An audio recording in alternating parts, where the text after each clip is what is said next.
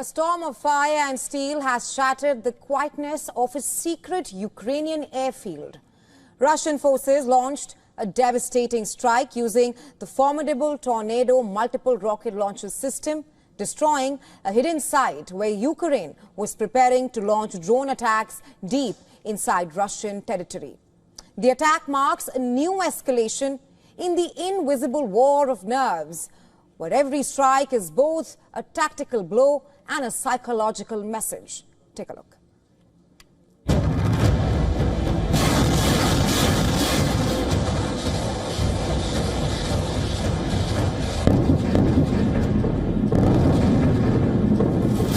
In a stunning and precise offensive, Russian forces deployed their feared Tornado multiple launch rocket system to obliterate a secret Ukrainian airfield. This wasn't just another strike, it was a direct hit on a military base reportedly used to launch drone attacks deep into Russian territory. Kyiv's shadow operations just lost a major artery.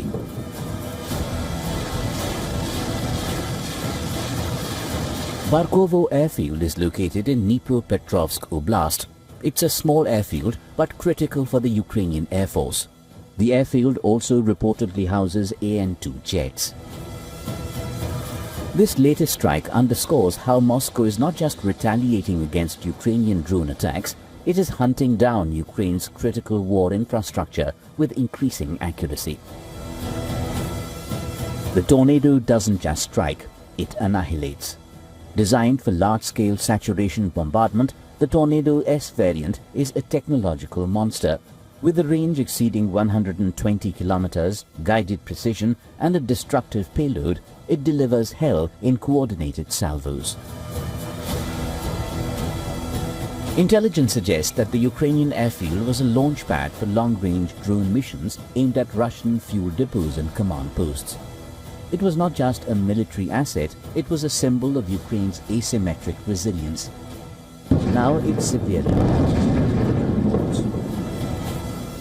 Despite billions in aid and cutting-edge equipment supplied to Kyiv, from Patriot systems to NASAMS, none stopped the Tornado barrage. The Russian MLRs either slipped through gaps or overwhelmed defense grids, designed more for ballistic missiles than rapid-fire barrages. Earlier, Russia claimed that its Iskander missiles had destroyed US-made Patriot defense systems in Ukraine. As Ukraine scrambles to patch its aerial blind spots, Moscow is sending a loud, unmistakable message. No place is safe. Bureau Report, WION World is One.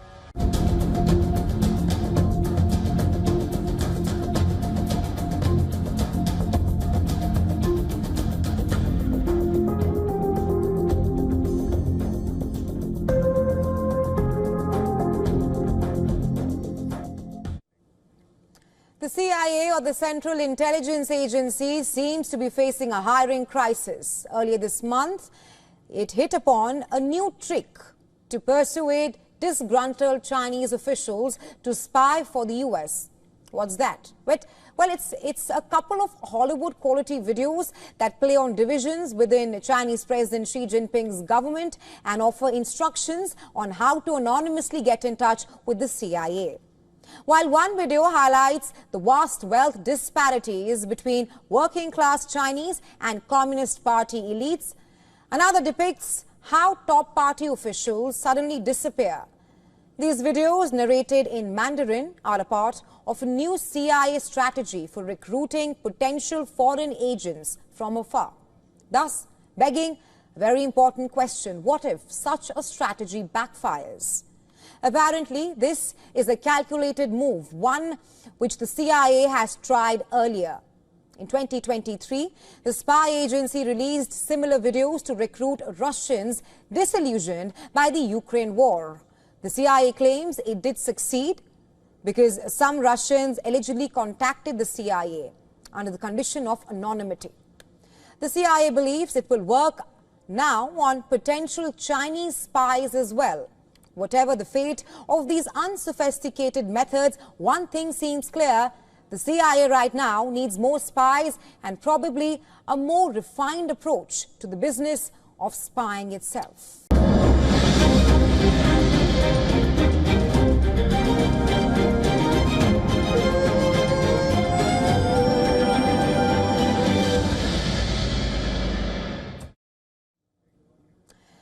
imagine robots going to the moon or a space station run by bots. With China's advances and breakthroughs in space technology, these may just be the new normal. In its latest, China is manufacturing a new robotic defense system for its Tiangong space station to intercept suspicious spacecraft and push them away. And for doing the job with utmost precision, China is now deploying self-defense bots that can thrust away from the orbital station if an unidentified object approaches the space station or other critical space infrastructure. As per report from the South China Morning Post, Sun Zhibin of the National Space Science Center in Beijing outlined key plans for China's Tiangong space station and unveiled details of the project. And this is a major feat in what can be called the militarization of space. Launched in 2021, this orbital outpost is one of the key showcases of China's space leadership. In recent years, China has challenged America's space science and research dominance. Last year, Chinese astronauts performed a 9-hour spacewalk, breaking a record previously set by NASA astronaut aboard the ISS. And now, the self-defense bots. All this is set to take its level several notches up. Even as military space missions per se go against the principles set out in the 1967 Outer Space Treaty, which is a foundational document for international space law, it will an increasingly divided world and also fragmented global politics change that? Well, that's the question for which we'll have to keep a close watch.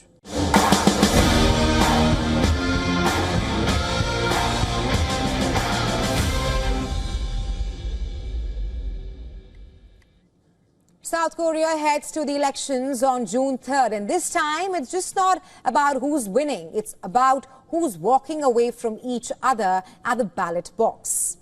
Young South Korean women are expected to punish the ruling conservatives, leading a backlash after months of political chaos. But the young men, they are going the opposite direction, and they are not alone. Across democracies worldwide, a stark gender divide is opening up in Gen Z politics. According to a report by news agency Reuters, young men are increasingly backing right-wing parties and young women are leaning left. What once felt like a generational tide for progressives is now splitting in two. In election after election, from Asia to Europe to North America, one thing is becoming clear. The young men are angry and they are heading to the right. In its report, Reuters found several first-time South Korean voters backing right-wing Reform Party contestant. Lee Jeon-sok, he has been described as an anti-feminist contestant in the upcoming polls, as he has promised to shut down South Korea's Ministry of Gender Equality. But Lee Jeon-suk is not the story. It is the young male voters who say that they will vote for him. For young South Korean men, there's a resentment that runs deep. For example, South Korea's compulsory military service, it is required only for men. The young male voters say that at the prime of the youth, they are pulled away from life, from jobs, from education. Meanwhile, female peers don't have to do that. They ask, how is that fair? What makes me angry about the society is the fact that only men are required to serve in the military. As a young man, I find this to be one of the most unfair realities of living in Korea. At the prime of their youth, at 21 or 22 years old, young men, unlike their female peers, are unable to fully engage in various activities in society because they have to serve 18 months in the military.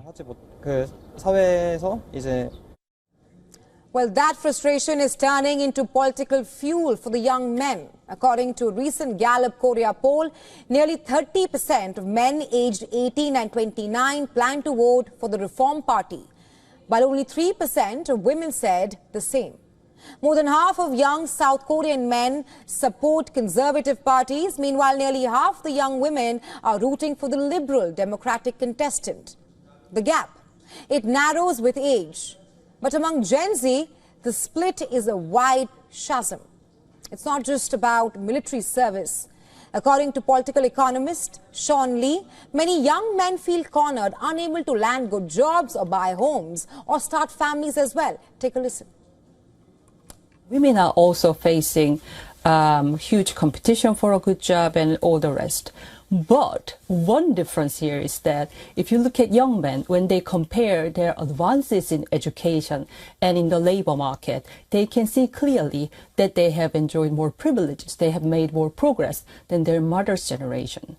Whereas young men do not see it that way, and that is not the case. They are struggling ever more than their father's generation. And well, they are blaming feminism for that, according to the report. With barely any immigration to scapegoat in South Korea, these young men are turning their resentment towards women, accusing them of unfair advantages in hiring and workplace policies. But here's the thing. This trend isn't limited to Korea. In France, young men overwhelmingly backed Marine Le Pen's far-right party last year. In the UK, Gen Z men are more likely than women to vote Conservative and more likely to be unemployed or out of school. Across the West, immigration and diversity policies are the new battlegrounds. Angry young men see them as threats to the future. Even in Germany's February election, the far-right AfD surged, winning over 27% of male voters aged 18 to 24. Young women, meanwhile, ran the other way. 35% young German women backed the far-right left Linke Party. The difference in votes according to gender was only a few percentage points, except when it came to voting for the AfD. The gender gap between men and women voting for the AfD was 7%. The gender difference for the other parties was only 2 to 3%. It's not just Gen Z, even millennials now in their 30s and early 40s are also showing signs of political fracture. In Canada, Conservative support increased among men aged 35 and 54 in recent elections. For many, it's a response to economic frustration and a growing relief that the system just isn't working for them. According to pollsters, men at this age are reaching perhaps a breaking point. Social media has only amplified the rage. Canadian pollster Nick Nanos described it as democracy's angry young men symptom. And this is especially evident in regions which has been hit hard by the decline of blue-collar jobs. In the U.S., during President Donald Trump's 2024 campaign, he was able to win over young white and Hispanic men. But it alienated the young women. Roughly half of young men voted Trump, 61% of young women voted Kamala Harris, and young black voters, regardless of gender, overwhelmingly chose Harris and not Trump. That was about America. What about Australia, where voting is compulsory? The same gender war hasn't taken hold yet. Experts say compulsory voting may be acting as a kind of equalizer, diluting the extremes. But the big question remains, how does this divide get resolved? According to pollsters, it will not happen until governments tackle the root causes, which are unaffordable housing, unstable jobs, and a looming mental health crisis among young men. Because beneath this anger is something more fragile, a generation that feels betrayed by the system, by the economy, and increasingly by each other. And if they stop talking, the consequences could be bigger than just a few elections. They'll be the cost of a future where the two sides never learned how to agree on anything.